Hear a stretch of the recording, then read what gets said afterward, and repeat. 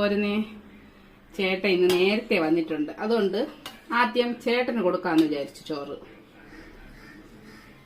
എന്റെ ചേട്ടന്റെ സ്വഭാവമേ പറഞ്ഞാൽ ചിരി വരും. ഈ പാത്രത്തിലാണ് ചോറ്, ഇത്രയും ചോറേ കഴിക്കത്തുള്ളൂ. ഈ ചോറിന് ഈ കൂട്ടാൻ 4 അറയാണുള്ളത്. ഈ 4 അറയിലും എന്റെ ചേട്ടന് കൂട്ടാൻ വേണം. ആദ്യം ബീട്രൂട്ട് തോരനാണേ. ഇതില് ഒരറയിൽ തോര ഇല്ലെങ്കിൽ പറയും ഇതിലെന്താ ഇല്ലാത്ത കേക്ക്. അടുത്ത് അവിയല് പോലെയാണേ. അവിയല് എല്ലാം ഇച്ചിരി മതി, എന്നാലും 4 അറയും നിറഞ്ഞിരിക്കണം. അതാണ് ചേട്ടന്റെ രീതി. അടുത്ത് അയല മീനാണേ ഇന്ന്.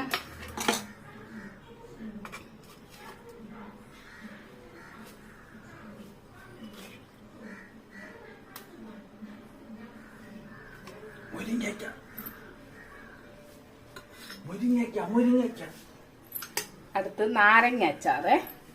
നാരങ്ങ അച്ചാർ ഇട്ട് വച്ചിരുന്നാണ്, അതുകൊണ്ട് നാരങ്ങ അച്ചാറ്. അടുത്ത് പിന്നെ വറുത്തരച്ച തീയലാണേ.